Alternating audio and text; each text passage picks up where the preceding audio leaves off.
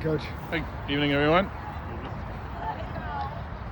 Hey, Bobby. So, first game here at Fitzpatrick here for 2026. How did you see the game tonight? I thought we started really well. I thought we looked more like us, on the front foot, playing forward. The Sashi thing kind of threw everybody. I want to make sure that, all the people at Maine Health, the doctors and everybody, took really good care of him. So, I want to thank them. But I thought, then coming back, it's always going to be a little weird. Restarting after something like that, even just not even physically, just emotionally and psychologically, but I thought we coped with it pretty well. And I think overall pleased. Probably didn't do enough to win it, you know what I mean, in the final third, final balls and turning the corner on people to create a few more chances. But listen, from where we were 2 weeks ago, this looks like a completely different group. So I think it's still gonna take a little while, but I think over the course of time we're gonna be okay. Have you gotten any updates on Sauce's? Just that he's stable and okay. And do you know where he went? Right up the hill, I think. I don't know. Do you know what the injury was? I can't speculate on this stuff because I'm not a doctor. So. Just checking. Yeah. Can you talk about the play of the outside backs? It felt like Jaden Jones-Riley and Mo Muhammad were helpful in creating some of those opportunities. Yeah, I think Jay's still, we actually, obviously, Mo being right-footed playing in left back, but we wanted to get as much athleticism and speed up and down the flanks as we could. And, with Zion still learning a little bit, but you saw at the end what he can provide, getting up and down. He's got a pretty high ceiling. I still felt Jay was not feeling the effects, but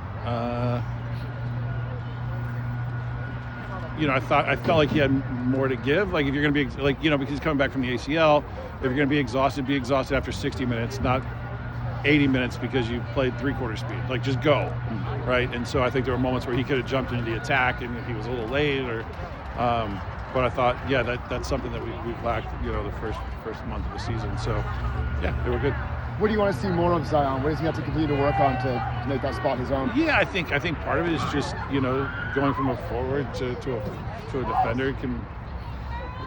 If he can take his strengths as a forward and then apply them to knowing where other people want to be defensively, if that makes sense, that'll help him. But I thought you saw winning balls in the air. He played with a bit of anger today, which was good to see. Getting in some tackles, winning some balls.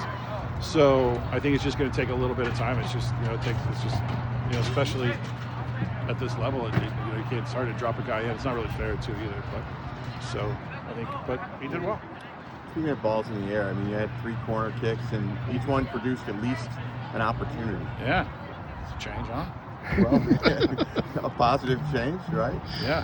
A couple times Serene, or Prince, as you guys call him, got his head on it. Is that something you feel like has it? I think that's an added threat for us now. We've got guys who are willing to go and head it and big enough to go and do it. And you're not going to find 2 bigger center backs in there too. And it's for us to get first contact on 3 corners, and probably should have scored on that one. Is promising. And that'll help us take some of the pressure off the goals in the run of play. What does it feel like to have a healthier roster? You had a disjointed preseason, guys are getting healthier. Probably good to see, Lagos has some talent out there. What was it like to have that? Yeah, it was the last 2, listen, after the Vermont game, we were all upset, disappointed, frustrated. And then I'm sitting there a week later going, thank God we didn't have a game tonight. You know what I mean? We just didn't need any more games. We needed time to train. I think last Tuesday, a week ago Tuesday, was the first time we had more than 16 at training.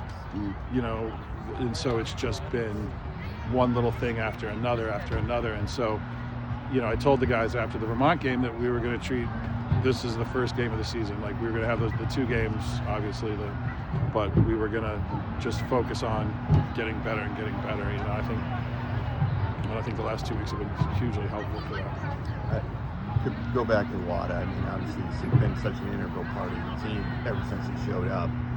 How do you even at this point? How do you move pieces? I don't know. I haven't really even thought about it. The first concern is him and his health, and helping his wife out, and making sure that they're all set and he gets the best care in the club. this will be a good test for us as a club, right? We haven't had anybody kind of go through this, and so now, we have to support them in these times, and we'll do it, and we'll worry about that next week. So Bobby, your defensive pairing tonight with Kamali Green and Mbake Faye looked to be, in my opinion, pretty solid in the back. And we already talked a little bit about the set pieces. Looks aerial duels. I think Mbake Faye, last time I looked towards the end of the match, was perfect, 15 for 15. Thoughts for that pairing there for tonight? Yeah, I mean, I think, I thought they did great. I think Prince is still, the language thing he's coming on, and I think you've seen just the growth in him of where he almost was off the plane and we threw him out against Vermont and everybody was like, ooh, and then the growth of just being comfortable, never played on turf in his life, was always on grass in Europe, and it was like, so, he's personality wise, he's fit right in the group, great kid, humble, and Kamali, leading back there, the two of them. So I think, and then we throw Breck in the mix when he's healthy and fit, we should have a lot more clean sheets. Any update on Breck and kind of where he is? Yeah, Breck was cleared for limited minutes tonight. The game just didn't, but he's in full contention for next week. So he's cleared. He was fine.